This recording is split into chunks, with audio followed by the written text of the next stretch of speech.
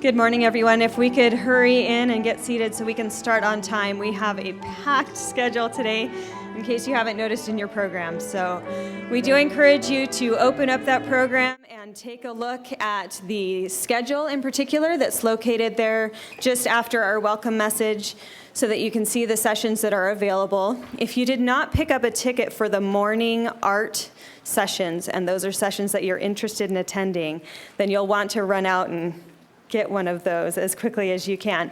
We were able to up our numbers for the elementary session, so we do have about 80 seats available in that session, but that is all the supplies she has, so make sure you get a ticket for those, okay? All right, a couple of quick reminders as well. Hopefully you picked up an evaluation form when you came in and you got your program. If you didn't, those are available on the desk downstairs, the sign-in desk. And we really would appreciate your feedback on the conference so that we can make it even better next year. I don't know how many of you have heard of this conference before because we are now in our third year. The first year, we were setting up folding chairs and pulling people in off the street, hoping to fill space. The second year, we did a lovely, wonderful, intimate workshop for about 40 people. This year, we have approximately 450 people registered and a budget that is, shall we say, significantly larger than we've had in the past. So, thank you. We really are so passionate about the arts and about making sure that the arts are funded and supported in education in Utah. So we are so pleased to have all of you here, and we do want to continue this conference in the future. So please complete those evaluation forms so that we can improve and make this what you need it to be, okay? Also, another reminder that if you signed up for the lunch, make sure that you do pay for that so that you can get in and actually eat. There is, again, a desk downstairs just behind the registration desk for that. And then also, if you are one of our students, or if you are an in-service teacher who's looking for some recertification points, you should have an event attendance sheet. Make sure you get that stamped as you're leaving each of the sessions that you attend. There will be somebody with a cute little stamper that will do that for you. And it looks like a table. It has all the sessions listed with some empty boxes. And just make sure that you get a little stamp in your box. And there will be 4 people that will be stamping for this session on your way out. So try to make sure you hit one of those. All right, our program is going to go ahead and proceed. I'm going to have Doris Hudson de Trujillo come up. She is one of our co-organizers. And by the way, I am Susie Cox, the infamous Susie Cox, who many of you called and waited weeks to hear back from. That would be me. So I was so thrilled to be invited to participate in organizing this conference. Doris is a wonderful partner in crime, and she would like to come up and just speak for a moment. We will then hear from the Associate Dean of the School of Education, Linda Pierce, and then we will be pleased to hear from Dr. Patrick Jones, the Dean of the School of the Arts. He will be followed by the Maple Mountain High School Chamber Singers, a wonderful group that reminds us all why we're here. And then they will be followed by our keynote speaker, Dr. Mary Helen Immordino-Yang. And you can read her bio in the program. Doris?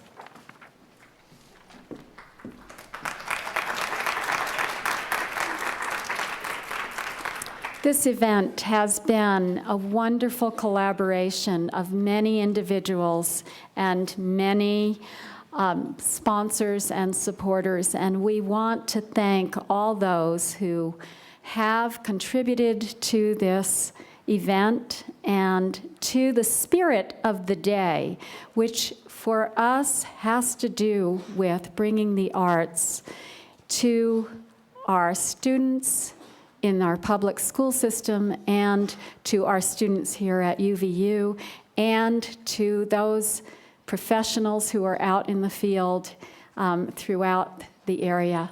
So thank you for coming, and we want to thank, in particular, some of our major sponsors of the event. Ian Wilson, our Vice President of Academic Affairs, Patrick Jones, our Dean of the School of Arts, Bryant Farnsworth, our Dean of the School of Education, David Yells, the Dean of the School of Humanities and Social Sciences, our Norda Theater Director, John Newman, and our UVU bookstore. Thank you all who have contributed and supported us in this endeavor. We hope that you have joy and inspiration and motivation today. And I will now open the mic to Linda Pierce.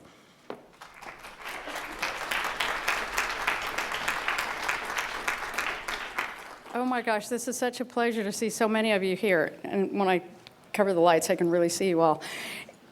In my other lifetime, I was a music major many, many years ago, and then had the opportunity to sing with a semi-professional group for many years. And so it's just an exciting event for us to be here to talk about the arts and how important they are to our youth and to everyone in our community, and how we can bring more art of all varieties into our schools.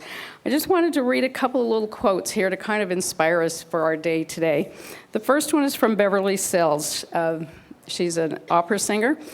Art is the signature of civilizations. Scott Adams, of Dilbert fame, he's an American cartoonist. Creativity is allowing yourself to make mistakes. Art is knowing which ones to keep. Howard Ikimoto, he's a painter. When my daughter was about 7 years old, she asked me one day what I did at work. I told her I worked at the college, that my job was to teach people how to draw.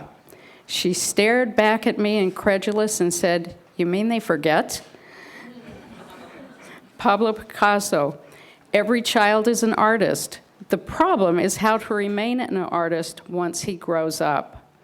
And finally, Paul Klee, one of my favorite artists, a line is a dot that went for a walk.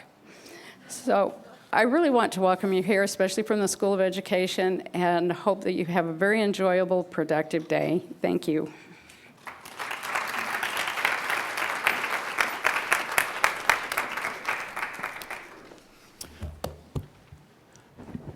Welcome to Utah Valley University. As a scholar, it's dangerous if I speak without some prepared remarks. So, it's so great to have you here. Thank you for joining us. Thank you for taking the time away from your classes to come here to refresh and to renew. It's so important.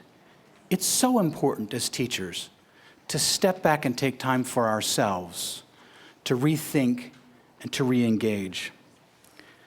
You do wonderful work in our schools every day, and our society is better because of you. And I thank you, and I'm humbled to have this opportunity to address you. UVU is a growing institution committed to arts education. Our newest degree in the School of the Arts is a bachelor's degree in visual arts education, which we just added this semester.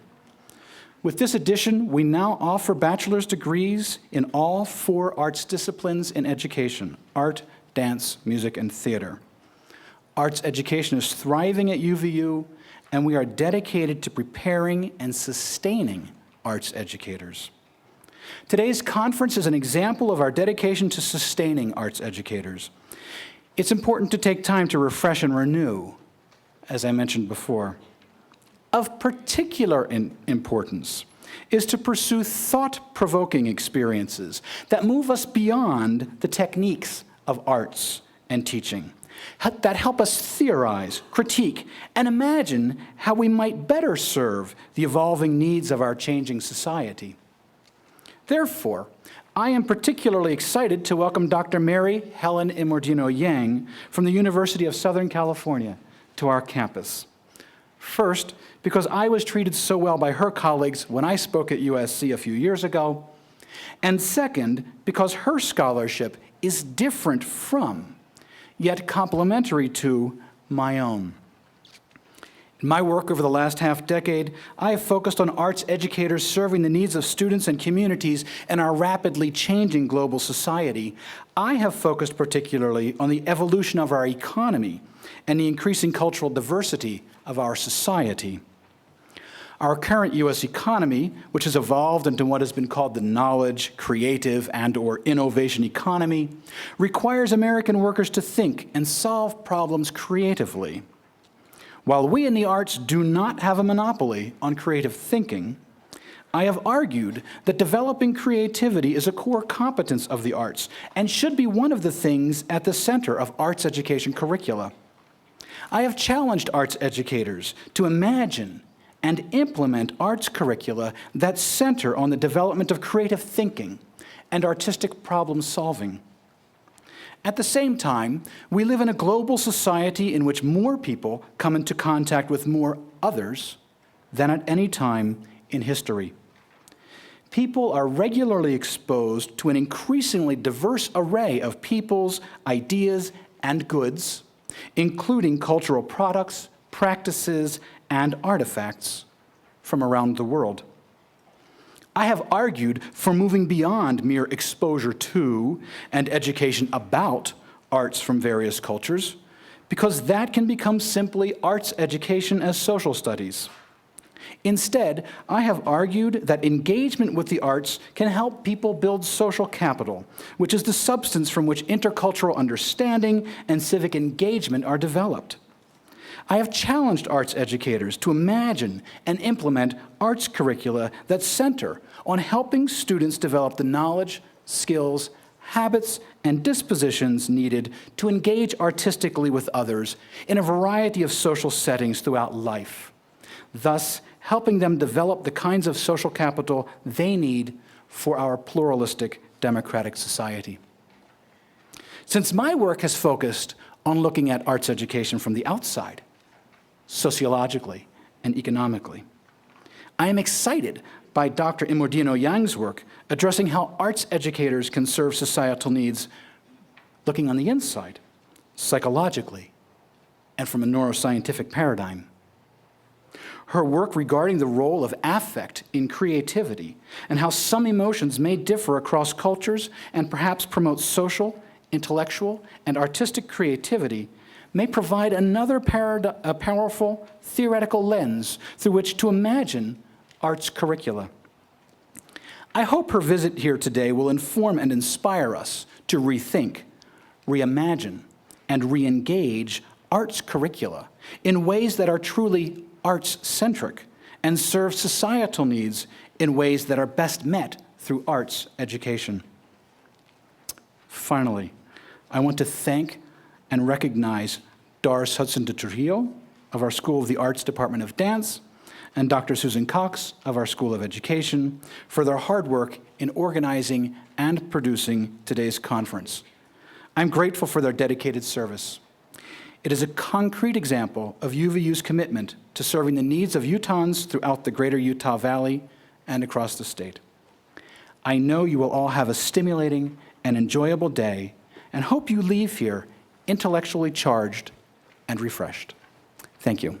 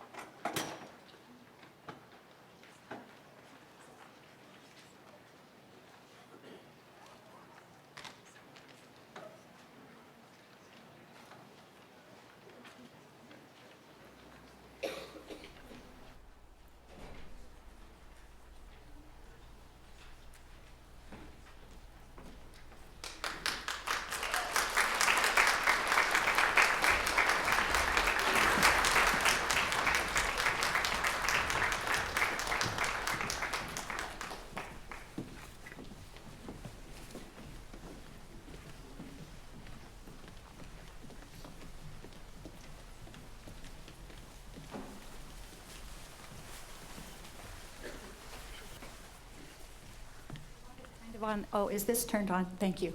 I wanted on the spur of the moment just to say a few words about this organization. And I am Shauna Johnson. I'm just one of the committee members for this event. But this choir that you see before you have now been in existence for the long time of 2 years. They're from a new high school and a young organization, but already achieving a very high standard of excellence. And I don't know of very many organizations that I could invite to come and perform somewhere the first week in October and have them be secure and have them do the kind of a job that I know you're going to hear from them today. And Corey Mendenhall's bio is in your program, so I won't take a lot of time for that, but I hope you will now warmly welcome again the Maple Mountain Chamber Singers.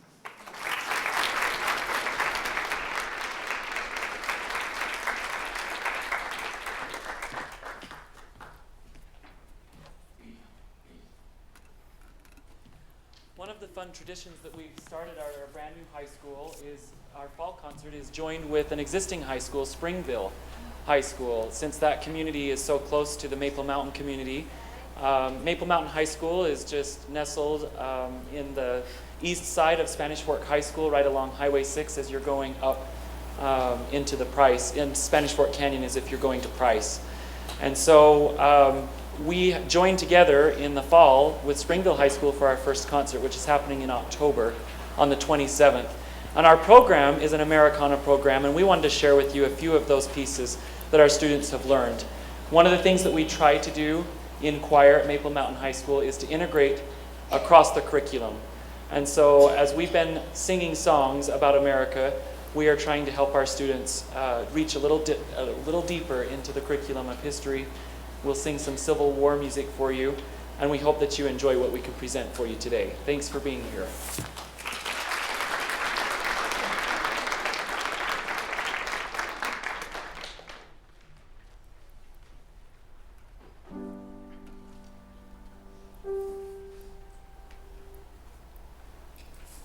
Way down yonder in the middle of the field, angel working at the chariot wheel.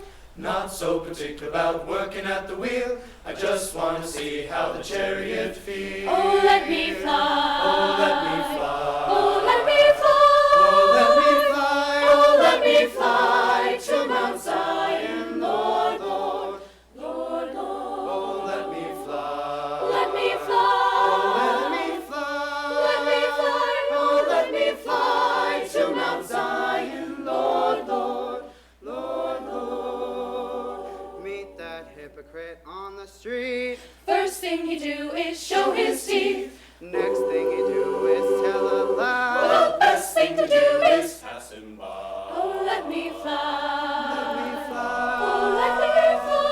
Let me fly. Oh, let me fly to Mount Zion, Lord, Lord, Lord, Lord. I got a mother in the promised land. I ain't gonna stop I'm gonna shake her hand. Not so particular About shaking her hand, Lord. but I just wanna get to the promised land. Oh, let me fly. Oh, let me fly. Let me fly. Oh, let me fly. Oh, let me fly to Mount Zion, Lord, Lord, Lord, Lord. I heard such a rumbling in the sky. I thought my Lord was passing by. It was a good old chariot drawing nigh. Well, it shook the earth, swept the sky. Oh, let me fly. Oh, let me fly. Let me fly. Oh, let me fly. Oh, let me fly to Mount Zion, Lord, Lord, Lord, Lord. On wings I want to fly. Oh, Lord, I want to fly. I want you to let me fly to Mount Zion, Lord, Lord. Oh, let me fly.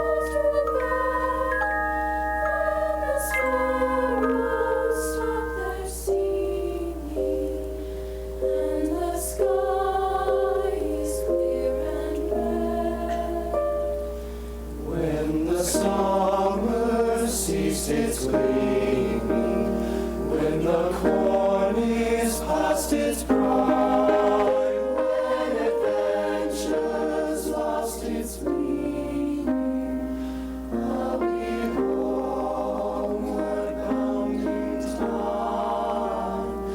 Find me not through the pasture, chain me not through the glass, set me free to find my calling, and I'll return to you somehow.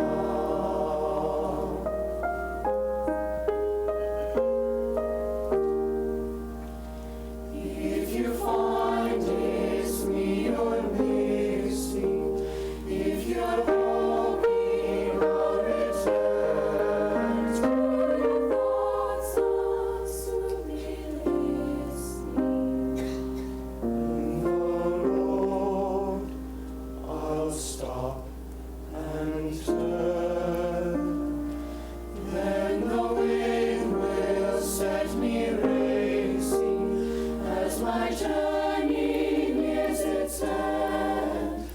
Then the path I'll be retracing when I'm homeward bound again. Find me not through the pasture, chain me not through the plough, set me free to find my calling, and I'll return to you somehow.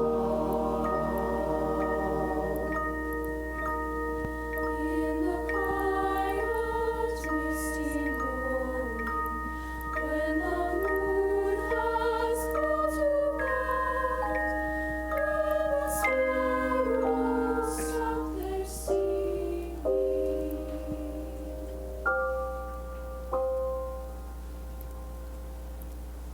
I'll be homeward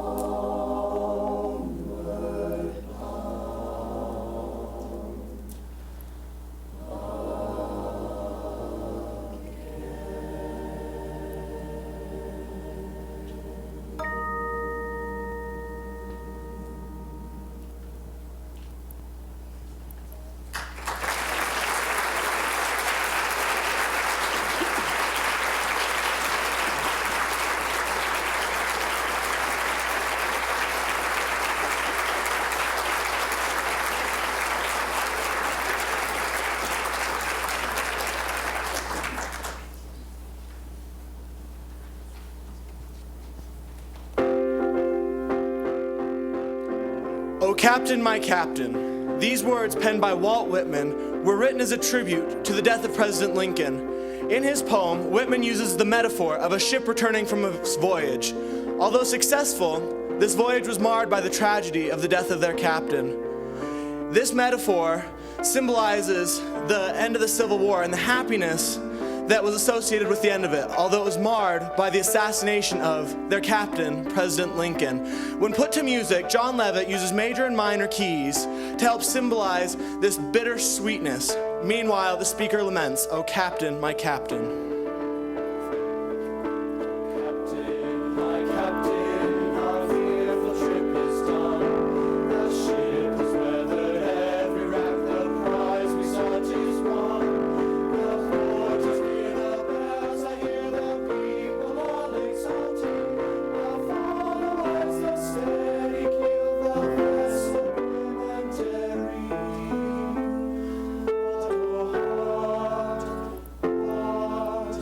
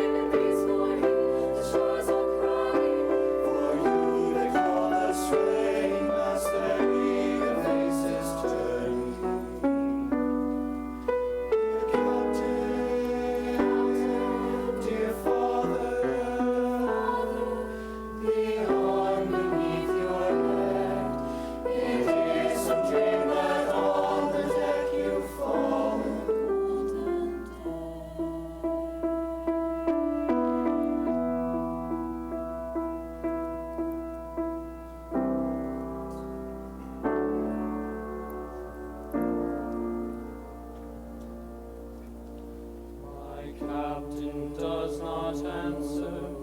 His lips are pale and still. My father does not feel my arm. He has no pulse, no rest. The ship is anchored safe, and Sunday's voyage close at dawn. From fearful trip, the victor ship comes in with object one. Exalt, O shores, and bring, O bells.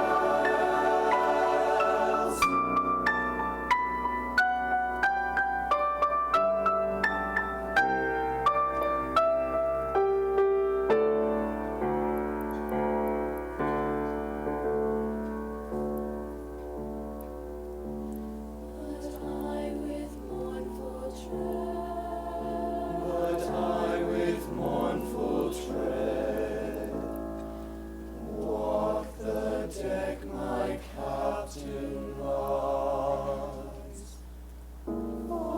falling cold and dead.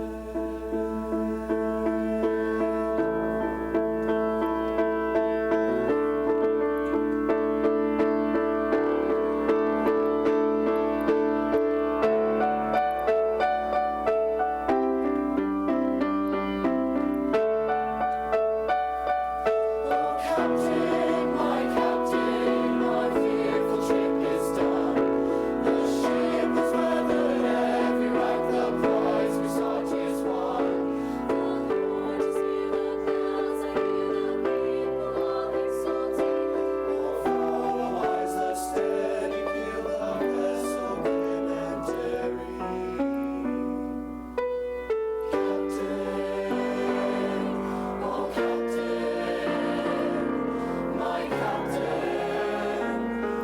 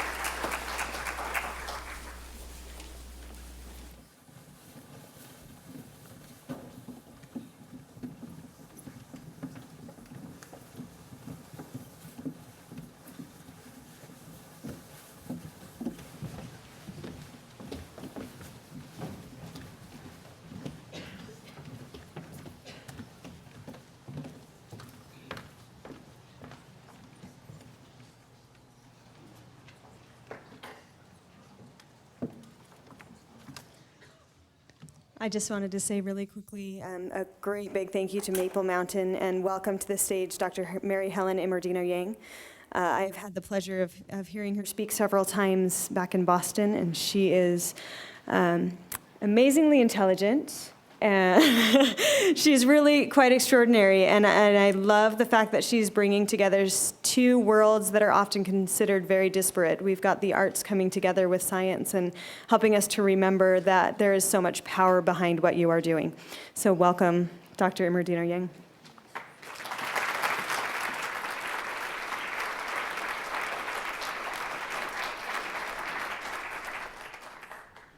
Hi, good morning. I need to deal with this lav mic. Hold on one second.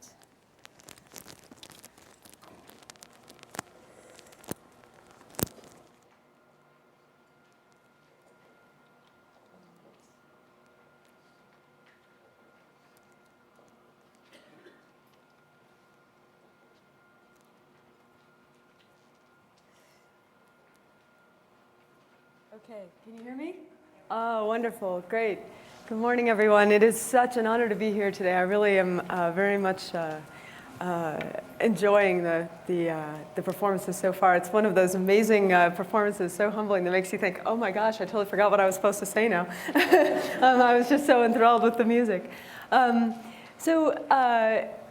As you've already heard, my work is actually not on creativity specifically as such. But I'm a neuroscientist who studies emotion and social emotion, and I'm also a human developmental psychologist. I study the ways that people learn things and the way that learning plays out, especially in social settings. And so I do a lot of work in education and with teachers, and also my research is basic research on the biology of emotion. And so I'm waiting for the slides. Oh, I'm supposed to advance this. Okay, this is, here we go. Great. So I'm hoping over the course of the next hour that you'll have a sense of why I think that the neurobiology of social emotion is relevant, very relevant, to arts and arts education. And the basic idea is that if you think about the remarks we've already heard this morning about the relevance of the arts to development and the ways that thinking through the arts and expressing yourself in various modalities helps you to understand what it means to be a person, how it feels to share your emotions and your thinking with other people, and the ways that our values permeate our behavior. In other words, how to help students become responsible, moral members of the social world. The arts is a direct route to the skills that are involved in those kinds of social and moral development. And so I also want to argue that, that arts education, just as we've already heard, I mean, it was like perfect introduction. As we've already heard, arts education really should be infused throughout the curriculum, because the way that you think when you're expressing your mind through a painting or through singing or through a poem is really the same and the most advanced and nuanced way to think when you're expressing your mind about calculus or about literature or about the decisions of how the school should be run. All of these kinds of thinking are really inherently emotional thought. They're value-driven. They're not sort of rational in a kind of a disembodied sense. They matter to people. And even if you ask a person who's given their life's work to a discipline that people who aren't in that discipline don't think of necessarily as emotional, like a mathematician or a physicist, and you ask them, why do you do physics? They do it because they love it and because it's an emotional and social activity for them. They get inside that domain and they think about it in a way that really borrows from, I think, the neurobiology of social interaction and social emotion. We use these processes as a foundational platform on which to understand all kinds of complex and value-driven thought. And so the arts can be a vehicle for teaching that to students, no matter what kind of field they're going to go into later. All children need to know how to express themselves. They need to know how to share another person's mind and to appreciate the emotions and the values of another person's mind through art, through conversation, and through all the various media and modalities that we have for expressing ourselves. And we often, in mainstream education, neglect that aspect of children's development, and I think to great, great detriment, not only in sort of an enrichment sense that they don't have these outlets for expressing themselves, and they don't have the skills for appreciating the expressions that other people deliver creatively, but also in terms of the more straightforward academic domains, which I would argue, when they're done well, when they're done in a way that really leads to meaningful, contextualized, useful, transferable knowledge, also embodies that kind of valued and emotional thinking. So I titled my talk this morning, Our Bodies, Our Minds, Our Selves. And I think by the end of the talk, you'll have a good sense of what I mean by that.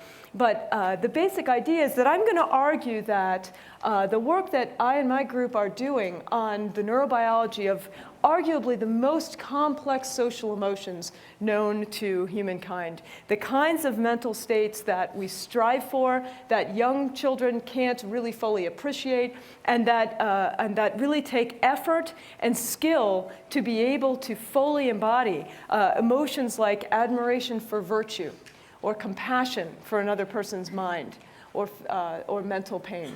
These kinds of emotions actually involve, literally, we're finding from a biological perspective, they involve the body, they involve the feeling of the body by the brain, and that feeling state is also modulating and affecting and organizing, we would argue, our own sense of consciousness. Literally, the very neural mechanisms that keep you awake and not asleep right now, that keep you out of a coma, that make you breathe when you're sleeping.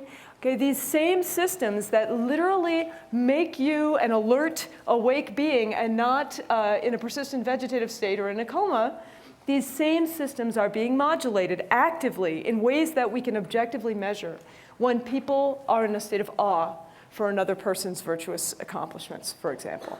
And I think that that's extremely profound for educators to understand, because if you think about the ultimate purpose of education, the way it's being framed, especially in a conference like today's, the ultimate purpose is to foster the development of human beings who can negotiate and navigate the world, not in a pure, rational, kind of disembodied, disenfranchised way, but in an inspired, dedicated, embodied way that envelops the values that you've instilled in them. We're heading right now in the world into a generation that is unlike anything we've ever seen before on the planet. There are unprecedented amounts of immigration, unprecedented amounts of people moving and interacting with one another, cultural differences and clashes and wars over the planet and the way we should manage the resources of the planet. If we want to educate a generation of children to be adults who can manage that world, a world where technological advances are beyond the realm of what we can possibly imagine right now. We can't know what's coming for them. All that we can do is to imbue them with the skills to live an embodied, value-driven, moral, and socially responsible life in which they are inspired to do things that are meaningful to them and to the people around them and socially responsible for the world. And if you think about education as fostering the development of skills that will enable this kind of person to develop, no matter what domain this person goes into, whether the person goes into business or the person goes into math or the person goes into being an artist or a painter, the core values and the way of embodying and thinking about the world are the same, I would argue. And that's why we're here, and I know why you all are here, because that's what you strive for in the educational activities that you design and the experiences that you orchestrate for your children. I like to say to my own education classes at USC that you cannot teach anyone anything. It's impossible for me to get inside your head right now and put what I want to say in there.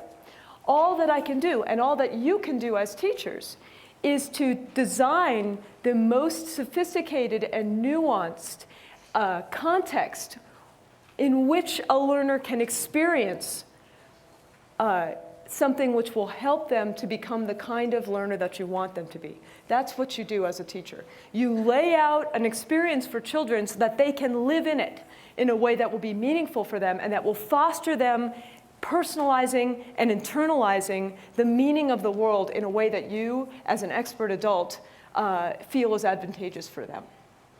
And so the arts are really fundamentally about that. You can't get inside a child's head and give them a drama performance or make them understand the musical performance that we just heard.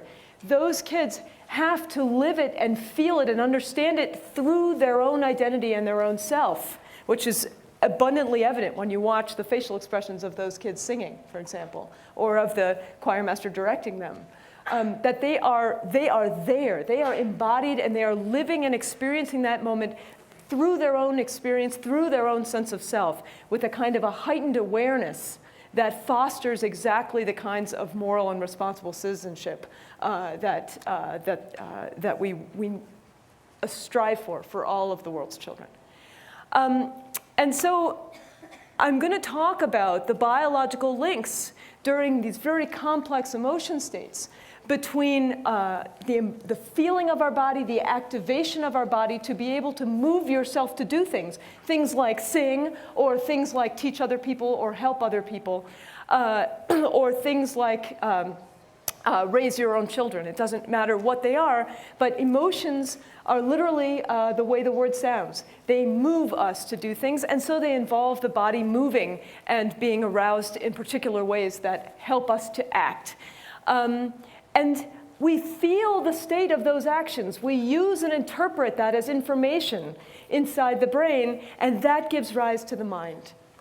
Okay, and this is how the activities involved in artistic endeavors become internalized into feeling states that can then shift the way that a person thinks about and feels about the world.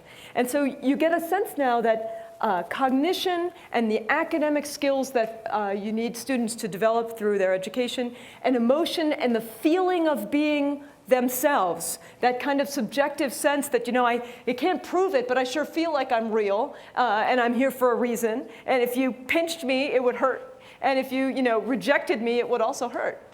Okay? That feeling of embodiment in my own self gets connected to my outward activity through activities such as the arts.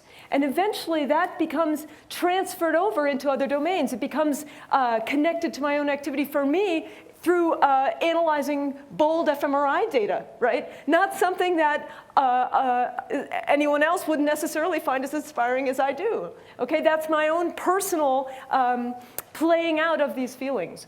But our job as educators is to allow kids, to give them the space and the experiences to become expert in feeling their own self in relation to other people, and to use that as a platform from which to build whatever it is they're going to do with their lives, because that is what a meaningful, purposeful life looks like. And so we're really talking about relationships between the neurobiology and the emotion, the bodily movement, how this happens in social context, how we learn from one another. None of us is an island. Even if you're a kind of a private, introspective person who likes to be alone a lot, you're still embodying the thoughts and feelings and values from your cultural upbringing. This is a very Vygotskian perspective in that way.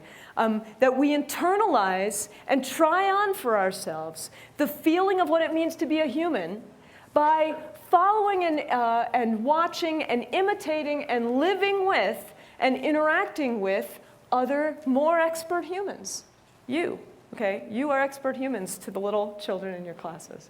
And if you're a parent, you're an expert human at an even more basic level. You say, hey, newborn baby who's crying and all dysregulated and heart's beating fast and is breathing in his tonic and arms flying every way, let me put you against my heart and show you what it feels like to be a calm, organized human being. Let me just share my physiology with you a little bit as a way to teach you to regulate yourself. And that's why we do that to babies, right? Babies are become part of us. They share our physiology with us from the start as a way to learn to be a human being. Unlike any other species on the planet, our children have an incredibly prolonged infancy, childhood, and adolescence. Why? Because it takes so much sharing to be able to get the children to a place where they have enough experience being a human that they can be one, because being a human is an incredibly complex and difficult thing to do. Okay? And as educators, we often think about our biology and our sociality as being kind of two separate but interacting things. We talk about biology as kind of what the kid comes with. They come with this genetic predisposition. They come as this kind of, with this kind of a body and this kind of a brain. And then, we're going to shape that. We're going to develop it. We're going to push it around a little bit through their experiences. But in actuality, the neurobiology is teaching us, and not just my work now, but the work of whole fields of epigenetics and other fields, are teaching us that that is really not the way to conceive of development. In fact, our biology is to be social. Our very entrance into this world comes as a dyadic interchange, as an infant who lives on the chest of its parents. Okay? I think there's a very striking but very heartbreaking example of just how literally this is true from Chuck Nelson and his colleagues' work at Harvard Medical School, where they went to Romania and they studied the development of orphans in the Romanian orphanage system. And basically what they did was they found as many foster families as they could, okay? And then as infants came to the orphanage, they randomly picked their names out of a hat. I mean, it's heartbreaking, but they put as many infants as they could into foster family care. And the rest of the infants were raised in the orphanage, where their biological needs are met, okay? Their diapers are changed, they're fed the same kinds of food in the same amounts as the kids living in the foster families.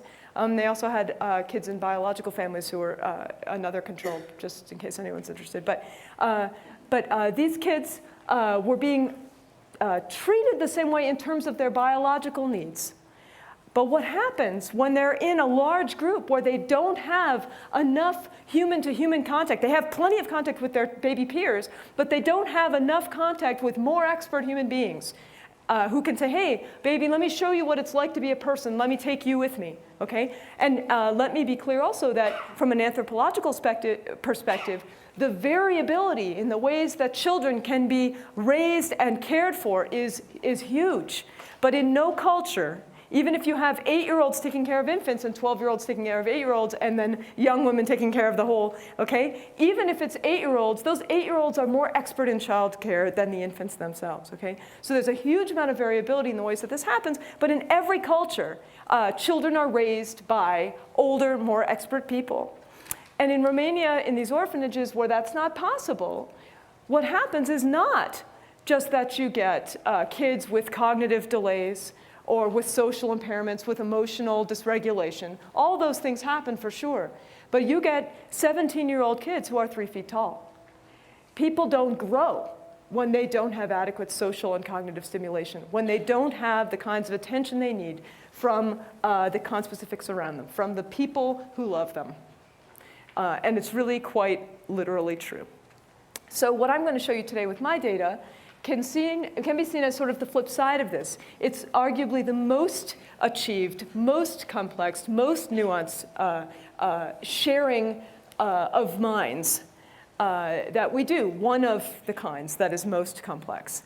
And I want to argue for you that even these most complex mind-sharing processes, like learning about the virtuosity of another person or the virtuousness of that person, and taking that onto your own self as a way to learn how to be a better person, that process engages not just the high-level cognitive systems of the mind and the complex thinking of the mind and the brain, but systems that are grounded all the way down into the basic regulation of your consciousness and your bodily survival.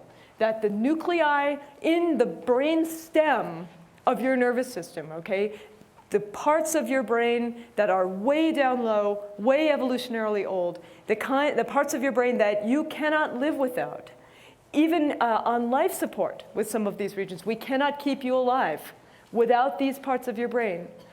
Those nuclei are being affected and activated and organized into coherent patterns of activity when you are in awe of the accomplishments of another person's mind. Okay. Excuse me. So I start this talk with a picture of my daughter's jack-o'-lantern from a couple of years ago. Whenever I'm talking to educators, I have to put in a little caveat, don't worry, she just drew it, and I used the knife. Okay. But I start with a warning. And there's a good reason for this visual metaphor of a jack-o'-lantern. I think it describes very nicely my approach to understanding the neurobiology of emotion and social interaction. When you look at this jack-o'-lantern, you can't see the candle that's inside it, right? But you infer something about the state of the light and the heat that's shining out through its face, and you use that inference based on everything that you know about, candles and jack-o'-lanterns and whatever, to imagine the warmth and the heat that is inside there. So if you bring that over to studying human social interaction, I can't see inside your brain right now or your mind right now. I can't know what it feels like to be you, and I can't house your thoughts. But what I can do is very much like the process of looking at this jack-o'-lantern. I can vicariously imagine, based on everything I know about how it feels to be myself, and the warmth and the heat and the light of my own physiology inside, I can imagine vicariously what it might feel like to be you. And I use all of the light I can see shining. I use your tone of voice, I use what you say, I use your facial expressions, I use your bodily postures, and all of the activities that you can demonstrate outwardly. And as a neurobiologist, I can also use the blood flow patterns within your brain and the psychophysiological measurements of the way that you're breathing and the way that your heart's beating and the way that your palms and the bottom of your feet are showing microscopic amounts of sweating. And all of these things are basically more and more refined ways to try to figure out what's going on inside of that jack-o'-lantern. But I can't get in there. Okay, these are all indices. These are all indicators or measurements, ways to look with more and more sophistication at what's happening in there. But the reason that I post this as a warning that this talk is kind of dark and scary is because what we quickly realize when we're studying the neurobiology of emotion, and I honestly did not fully appreciate this when I began studying these emotions, but what I quickly realized as we started to see the data come in is that when you study the physiological and psychological correlates, the behaviors and the mental changes in blood flow that underlie these complex mental states, states like admiration for another person's virtue or compassion for another person's pain, what we quickly come to realize is that the way you understand that, the way that you feel those emotions, is exactly the way I've been talking about it so far, and exactly the way that arts education fosters. You feel it by trying it out on your own self. You use the feeling of your own self, literally, the somatosensation for your body, the same parts of your brain that would tell you you have a stomachache are the ones that tell you that you are morally disgusted with someone else's actions, for example, or that you feel psychological compassion for the mental state that they're in. And so as you begin to study these self-other processes in biology, what you quickly realize is that you are not only studying the ways that people feel about other people, but in studying the ways people feel about other people, you are actually studying what makes us feel like us, what it means to feel like a human being with a mind. And in education, the ultimate purpose is to help children to feel their own mind, to develop a self that is strong, that's grounded, that can be the foundation for an identity that allows them to go forward into the world and act in a meaningful, purposeful, and engaged way in whatever activities they pursue. So when you study the neurobiology of people's emotional reactions to other people, what you're actually studying, I would argue, is the essence of what makes us us, what it feels like to be us, and how the feeling of my own self forms the platform for how I treat other people. Comes back around really to, the golden rule in the end. Okay? Now, with that said, I want to give you a caveat too, that people who are not neurobiologists often don't realize, and understandably so, especially because of the way the media portrays work like mine. And that is that in studying the neurobiology of self and the psychosocial aspects of self and identity development and what they look like in creative endeavors and what they look like as someone learns and what social interaction happens between people and how creativity can be co-constructed that way, even if you're on your own, because you're working from a cultural perspective in which you've internalized the values and the ways of thinking of your culture,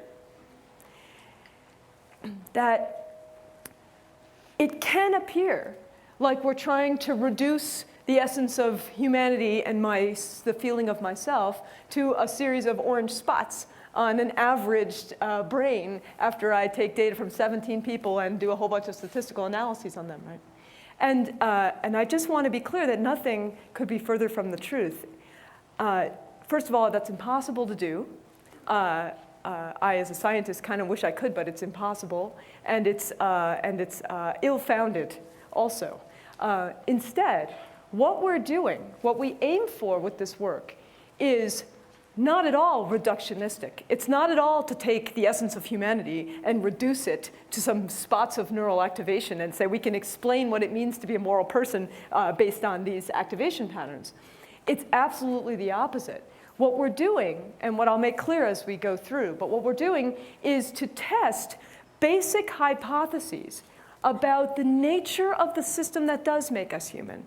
We're not reducing it to these hypotheses. We're not saying I'm explaining the essence of humanity and self in terms of these neural mechanisms, but what you're saying is if people are reporting to me that they subjectively are experiencing modulations in their self-awareness, when people say to me, hearing about this person's story is inspirational, it makes me want to do great things.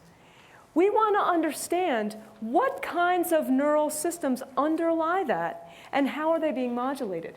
And we're testing basic hypotheses about whether or not and how certain basic biological, physiological regulatory systems, the same systems, like I said before, that maintain your survival in the most basic sense, that keep you alive, that make you breathe for the amount commensurate with the exercise you're doing at this moment. Okay, if you're running up the stairs, you need more oxygen. If you're sitting quietly listening, you need less. But if you get really inspired by something going on up here, you need more again, right? What's doing that for you? And how does that system interact with the mental qualities and knowledge that we aim to develop through education and through arts education? That's what we're trying to understand. Is that clear?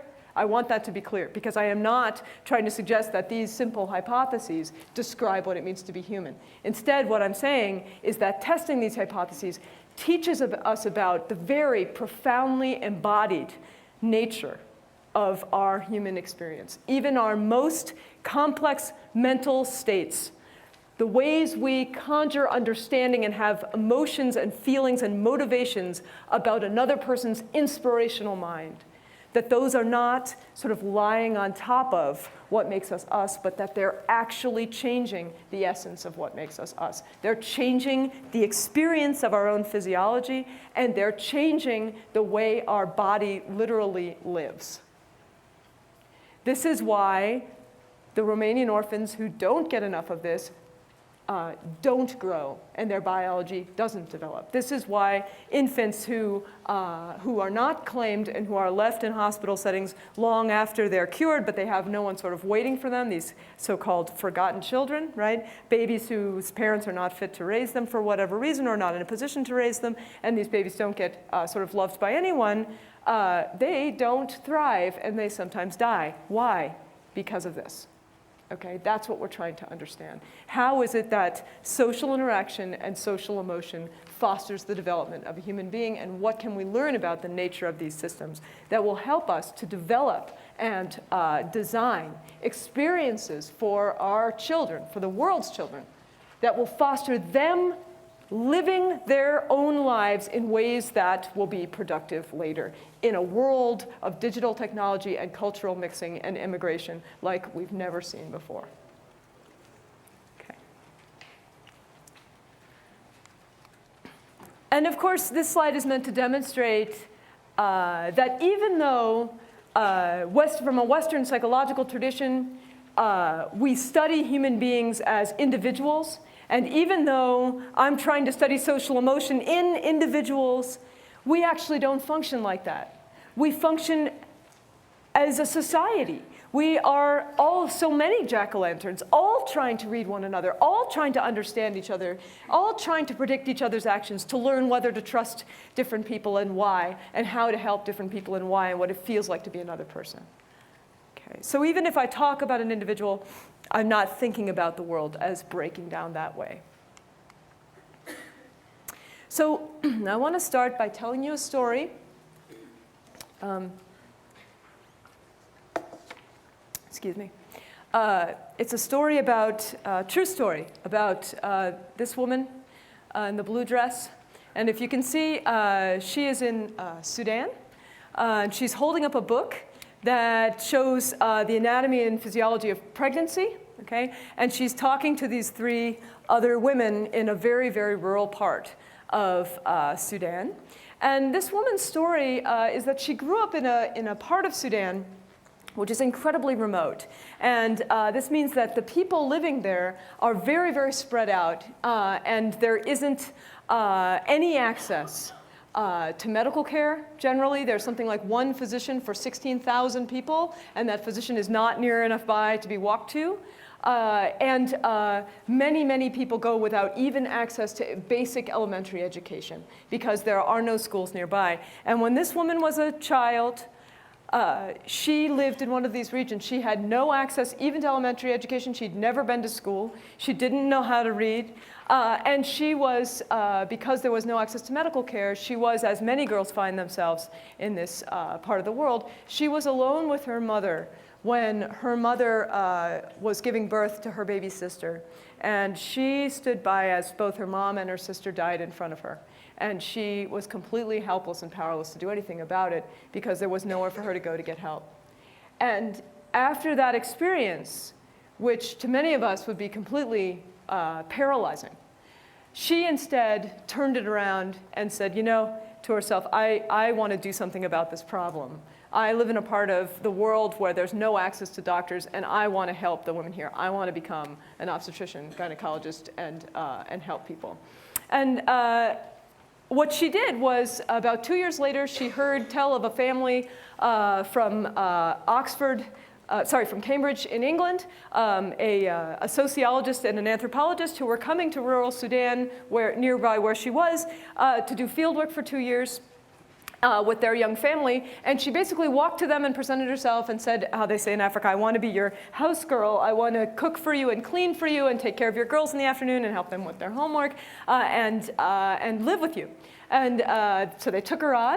And every day when those 2 little girls came home from school, she would sit down with them to do their homework.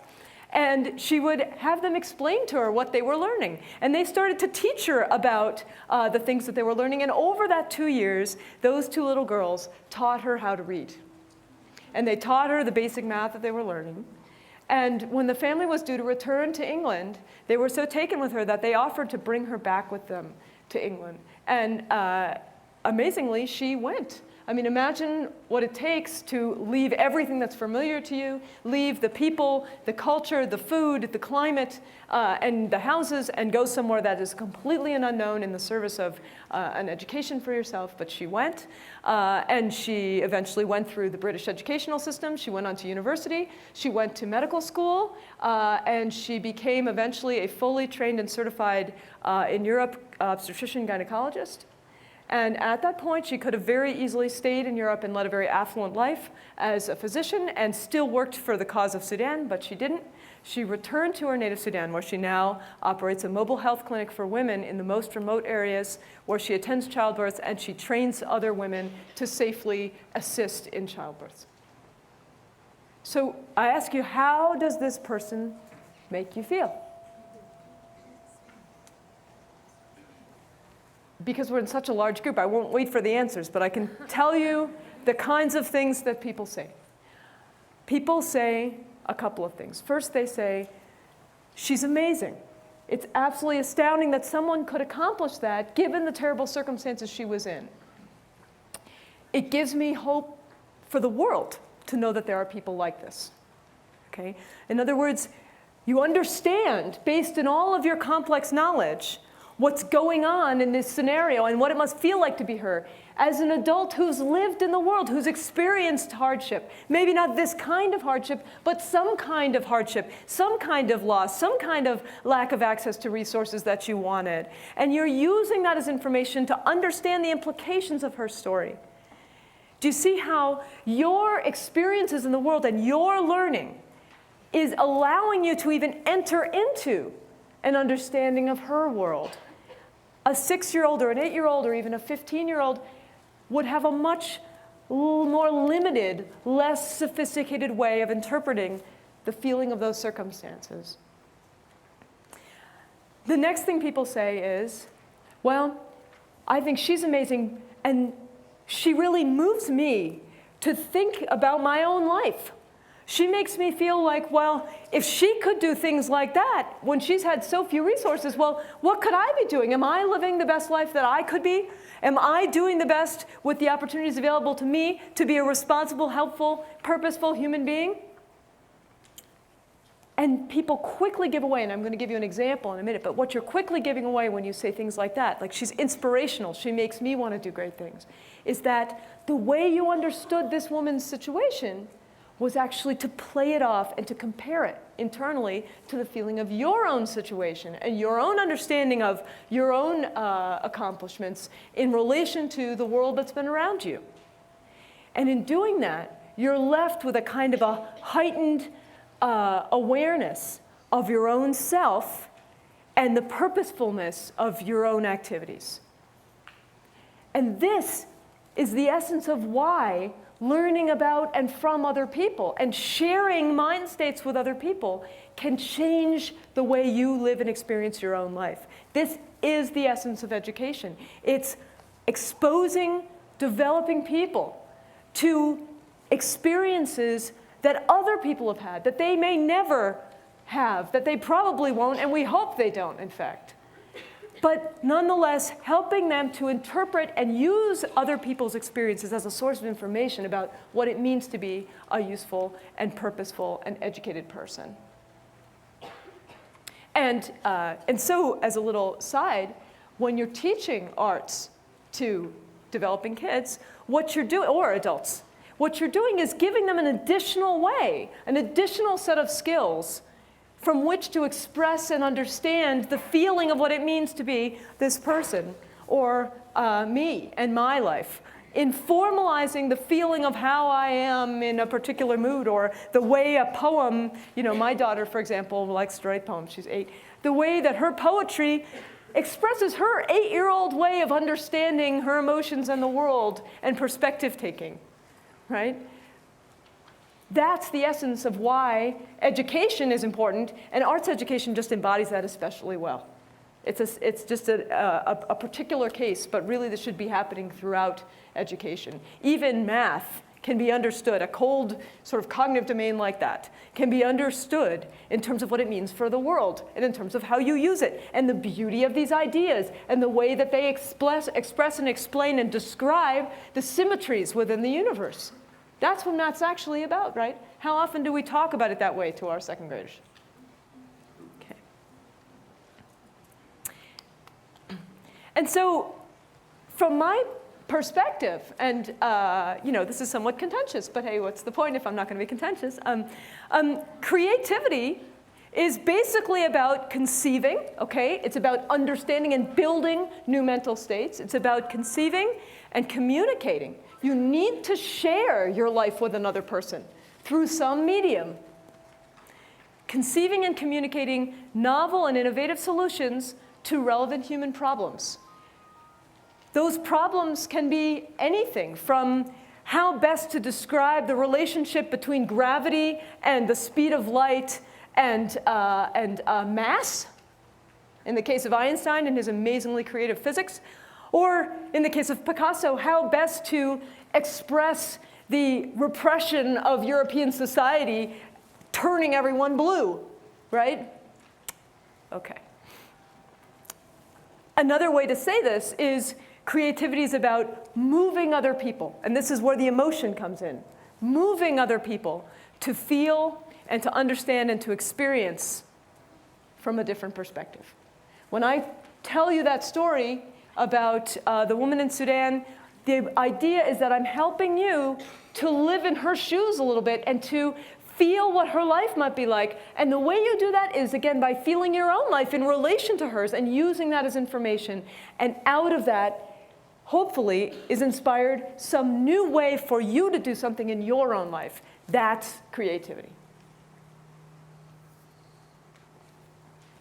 And you see, so embodied in this definition of creativity is a sense of value. Newness does not creativity make, right? just because it hasn't been done before doesn't mean it's art, okay? It has to be useful. It has to be subjectively moving other people's minds in a way that takes them somewhere we want them to go. Just the way that the singing that we heard did.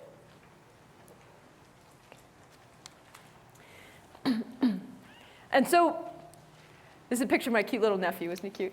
Anyway, we all see the world the way that my little nephew is looking at his mom in this picture. We see the world via a kind of reflection off our own self. And so we learn from other people via the feeling of our own self, via the feedback that we receive. And as we become more and more sophisticated and more developed cognitively, it allows us to take more and more complex perspectives, so that this mirror of myself now is no longer the actual self that I've lived, but now it can be a myriad of fictional or imagined or prospective selves, possible selves, the way that it's been talked about in the educational literature. And that possible self, this propensity to be something that I'm not now but that I aspire for, that is what educating a child is about. It's about showing them what these things could be, but you can't give them the content. I can't tell you what your possible selves are. Instead, I need to give you the skills for imagining them and then let you fly. That's all I can do.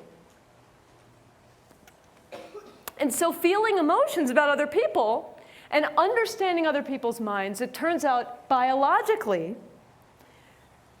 involves the mechanisms in your brain that allow you literally to feel and to regulate your own body. And the mechanisms in your brain that allow you to have a self, that allow you to monitor the state of your own consciousness, your own arousal, your own awakeness, your own alertness, your own engagement, and to feel what that engagement feels like.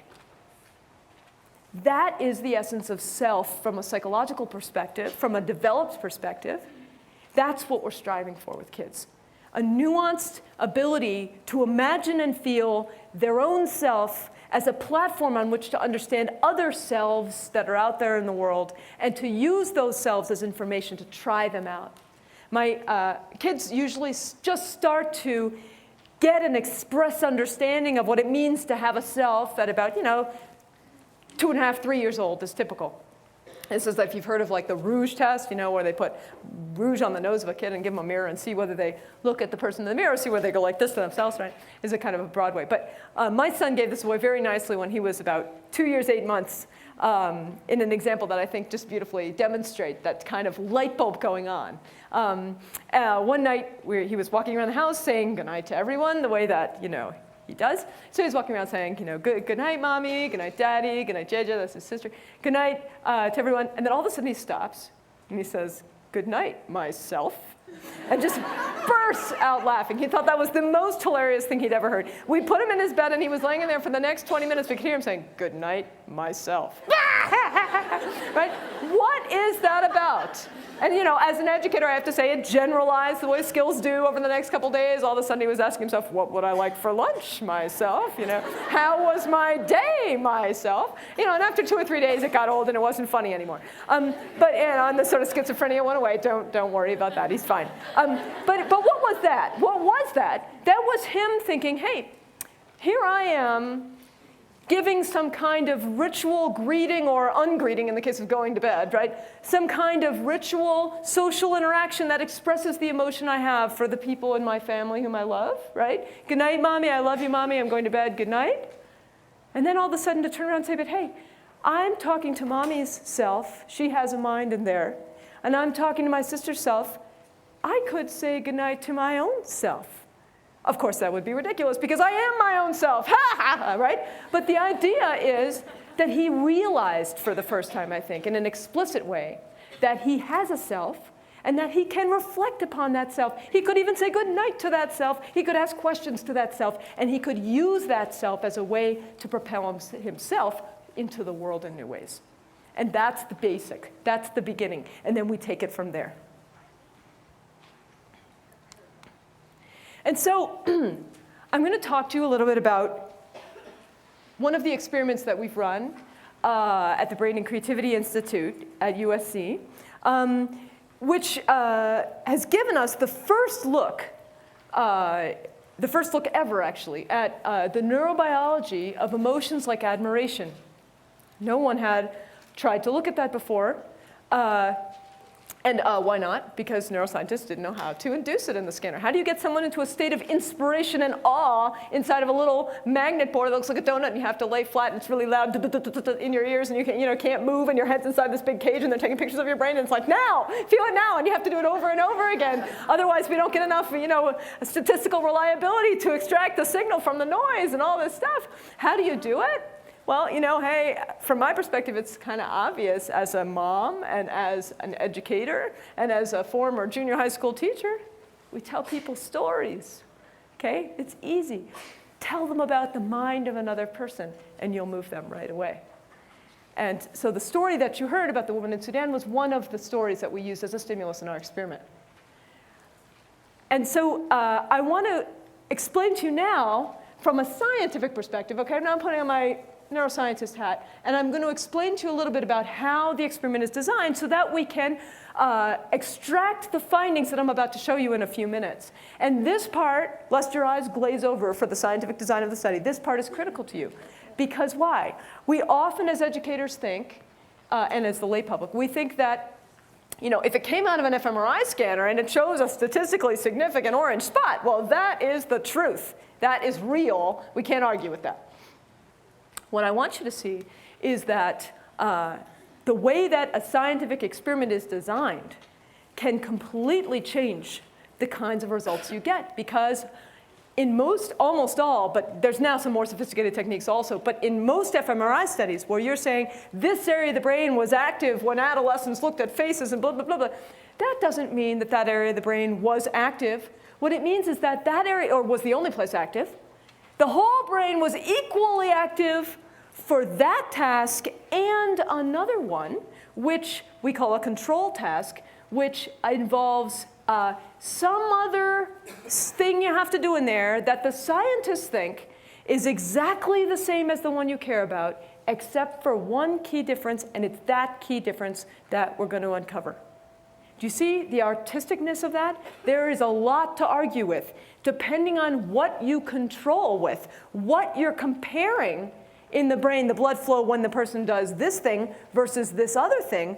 You literally just subtract them away, and what's different, we call that our findings. Okay? And so it matters a lot how the experiment is designed, what you're going to find. Now, you can argue with me about the way I've designed my experiment, and that would be warranted. But I think I have some pretty good reasons for doing it the way I did, and I could argue back. Okay, and have with lots of scientific colleagues. Okay, that's the peer review process that gets these things published.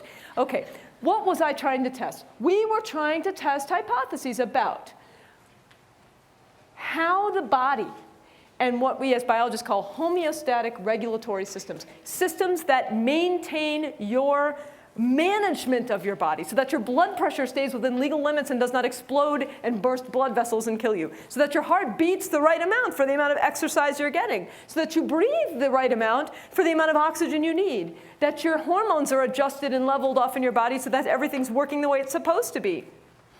We wanted to know.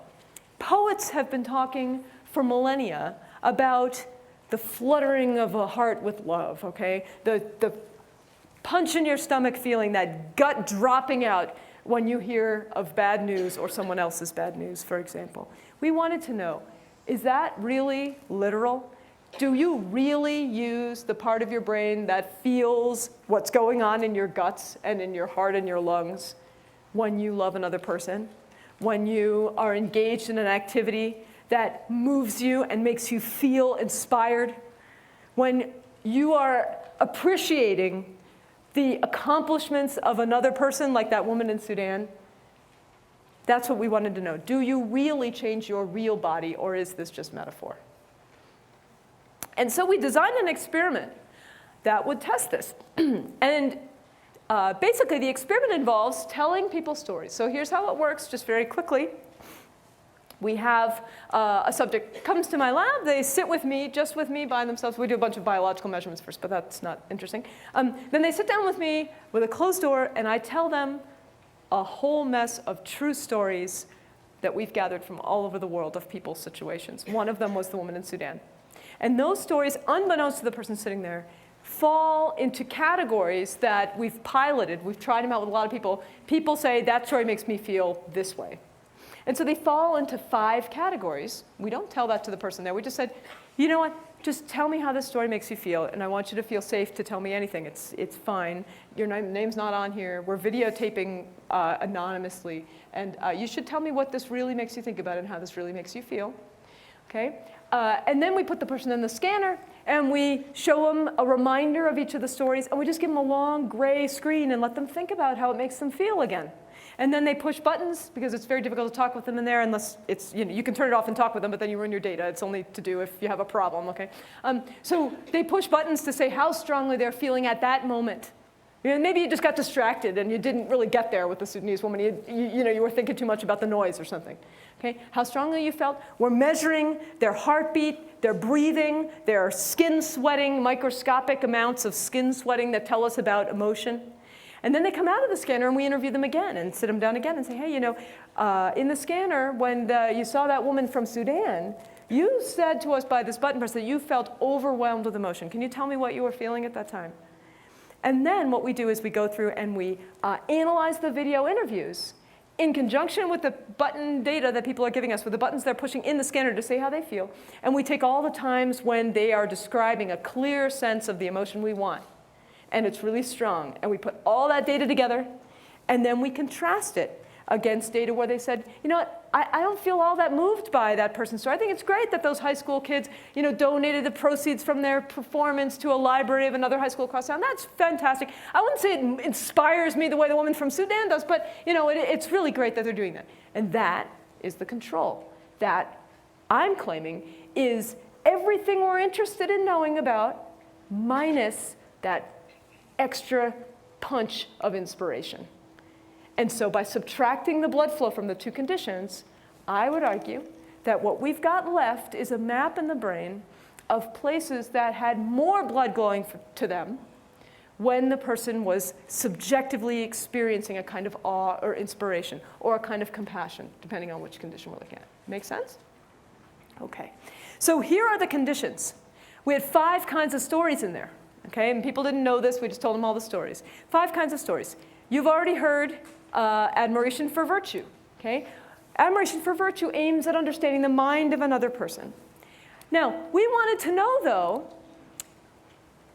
what about a kind of admiration that doesn't involve getting inside the mind of another person nearly as much, and instead involves watching them do something really well. Like, wow, that's so cool. I wish I could do that. Okay, that is a kind of inspiration, but it's a very kind of physical, immediate one, not so much one that inspires you to be a better person, more inspires you to do stuff right now. Like, I wish I could play basketball or play the piano the way that person does. I wish I could solve a Rubik's Cube blindfolded. Wow, look at her, that's amazing. Okay? So what we did, we got it all in there. It's all real people, no actors, okay?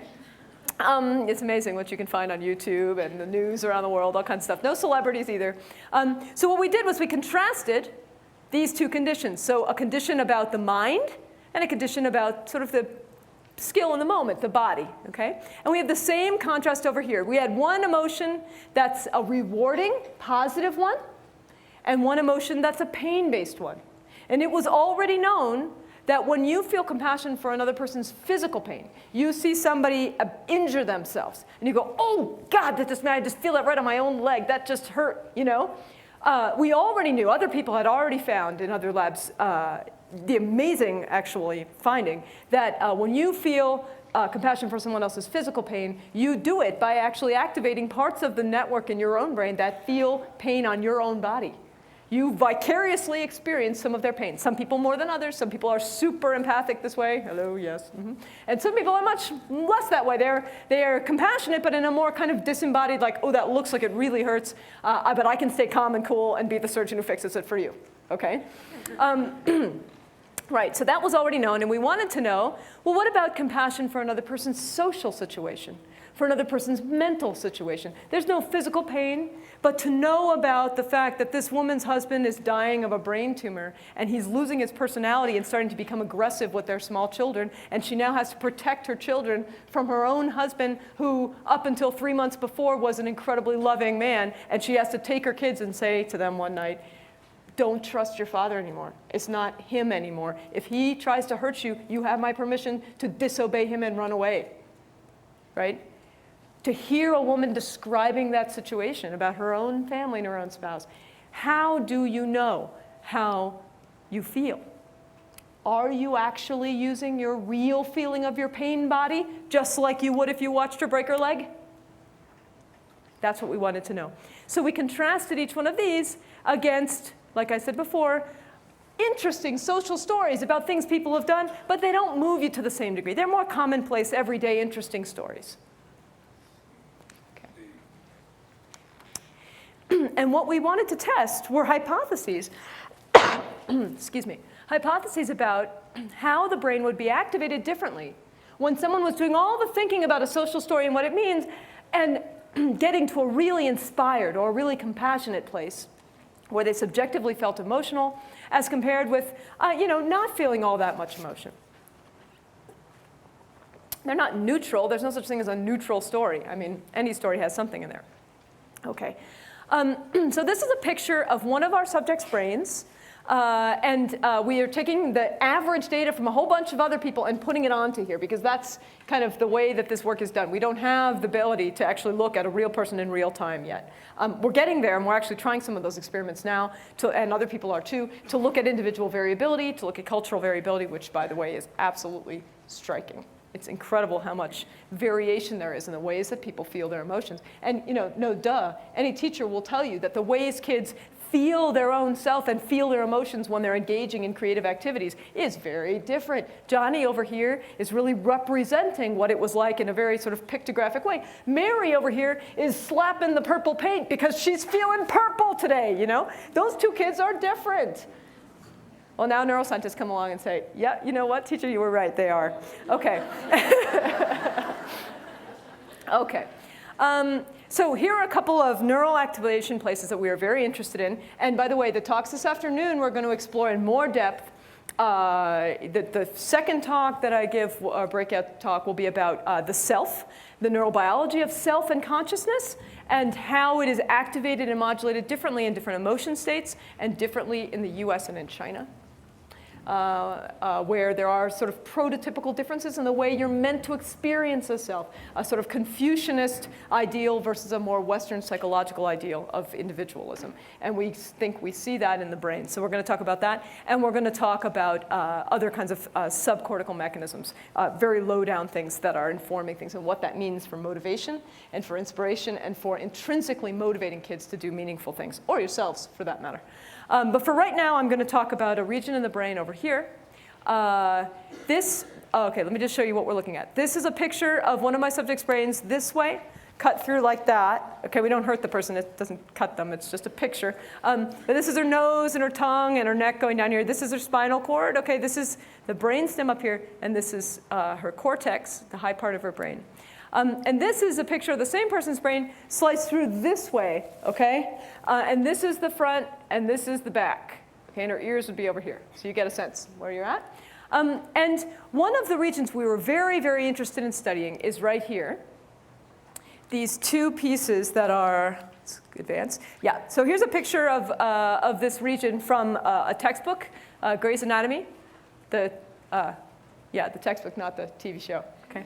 I always say that. People always laugh. It's great. Anyway, it's like such a cheap joke. All right, you put an eyeball right here, okay, and a neck down here, and that gives you a sense. Okay. So if you look at the side of this person's brain, facing this way, and you pick up the frontal lobe and the parietal lobe and the temporal lobe, there's a naturally occurring sort of fissure right there, a big crack. And if you open it up and look inside, you won't hurt the person. I mean, you're not cutting anything. You open up and you look inside. There's this huge piece of tissue in there. Cortex, high-level stuff, this stuff that we humans are so proud of having more of than other species. Okay? And what's in there? And it turns out until remarkably recently, people really did not know what this cortex did. And in fact, we're still arguing about all the implications of what it does. But I'll tell you a few things we knew. Do you know what happens, and this has been known since the 50s, in a neurosurgery patient who's awake, right? You put the person to sleep, you open their brain up, and then you wake them back up because there's no pain receptors in the brain, and you need to know what you're poking so you don't take out something they really need if you're having like epilepsy surgery or something like that, okay? So the patients are awake, and people have done experiments with the patient's consent, okay? People know what's going on, where if you poke right here, they see what happens. And you know what happens if you poke somebody right there? You don't. They vomit, or they show other kinds of gastromotoric responses that shall remain undescribed, okay? Why is that interesting? Because we now know that this region of the brain is also activated when you feel morally disgusted by someone else's actions, when you feel emotions about anything, about something about the world, when you make decisions about whether you trust someone, whether you love someone. Okay? When you make decisions about how someone else is acting and how you should act and whether it's the right thing to do, you are using this same system right there. I mean, how profoundly does that speak to the embodiment of our own decision-making mechanisms in our own biology? The same system that allows us to control our guts, to make us throw up when we've eaten food that is bad for us, are the same systems that allow us to make moral judgments about what we believe in the world. Okay, we were interested to know whether this system would be activated when people felt awe for the virtue of another person, for example. Okay, and so if you look over here, this is this area, again, it's called the insula, just because it's sort of insulated, covered up. And you see you've got two of them, right? One on either side. And we were interested to know whether this front part would be activated, would be getting more blood flow when people said they felt awe or when they felt compassion. We were also very interested in systems back in here that are involved in feeling the self, and systems down in here. We're going to talk about those in the next talk, okay, because there's just so much to say about it that I don't want to squeeze it in here. What I want you to notice now is these systems down here. Now, these systems down here are very low level. These are not the systems that in education we talk about as being involved in high-level complex cognitive thinking. These are systems that are literally monitoring and managing your bodily survival. In here, this is a part called the hypothalamus. You can also see it over here sliced through. Okay, a part called the hypothalamus. It's like reading and regulating the chemistry of your blood. Okay? Not something that math class is really meant to do, okay, in the traditional way of thinking. If you look down in here, this is called the midbrain or the mesencephalon. You don't need to know the name, but I want you to understand what it does. This area is basically densely packed with tightly arranged little groups of neurons, little cells, nuclei, that manage your survival in the most basic sense. They control your blood pressure, your heart rate, your amount of arousal and consciousness, whether you're super awake right now or whether you're half falling asleep or whether you're all the way asleep. Those things are controlled here. They are the things that make you breathe when you're not paying attention to breathing. If you get damage in here, depending on where it is, you get very severe disturbances of consciousness. You get coma, you get death if it's bad enough, or you can get other kinds of symptoms that are severely impairing your ability to be a person. You get like persistent vegetative state. Okay? This down here is all the way at the bottom of what could be considered the central nervous system. That's called the medulla. Down in there, you literally cannot live without this. If you get damage down here, you die very quickly. Okay, your body becomes completely dysregulated. Your heart forgets to beat. Its beating isn't in tune with your breathing. You stop breathing, and you're just completely dysregulated. We can't even keep you alive on life support. Okay? Your body cannot manage without these nuclei. And the question is, are those nuclei being affected when you are admiring another person's mind, like the way that Sudanese woman was?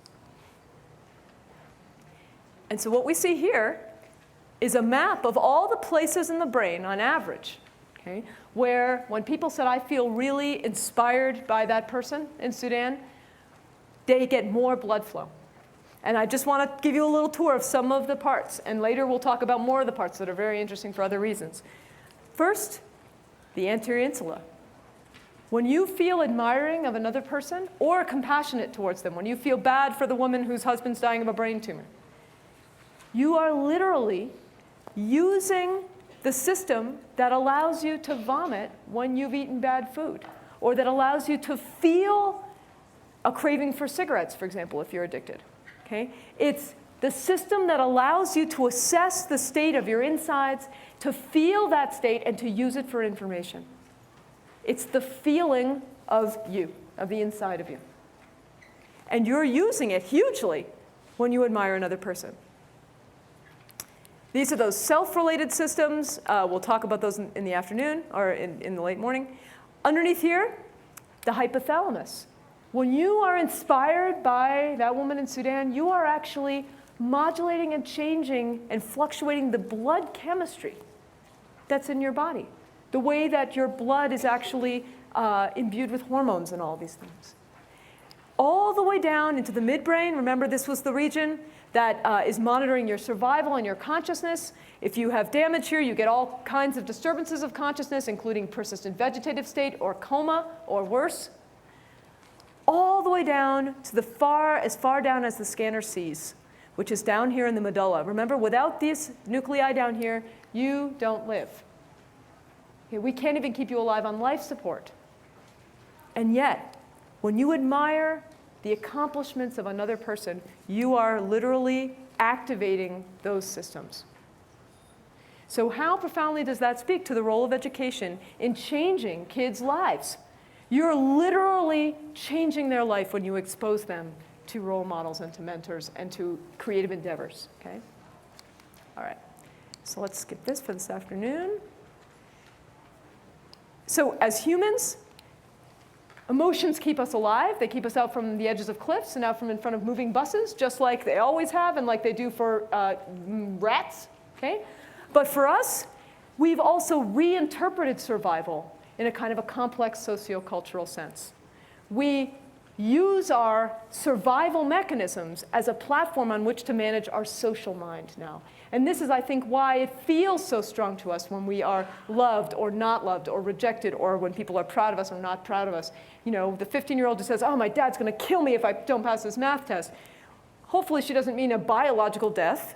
What she means is it's going to feel like a kind of a sociocultural death to me if my dad's not proud of me. And I think it literally does feel like death. It feels like it because you're using the same systems that would feel your survival. And so, you know, these emotions can be profoundly motivating for the same reason, because they're activating the feeling of your body. They make you do things exactly the way that creative endeavors and educational endeavors should. And so even if you're by yourself, you are creating things based on the ways that you understand other people's minds and the way you've interpreted and internalized those things. And you're using the feeling of your own body as a source of information about that. And so learning and creativity, in the complex sense in which they happen in schools or in the real world, are not rational in the sense of being separate from your emotion.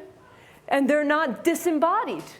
You are a person in a body who's using the feeling of your body as information about what to do and how to feel, as information about how to express yourself. And they're not lonely processes. Even if they're done alone, they're done within a cultural framework that is vicariously built through the experience of having lived and grown in a social world. So, thank you.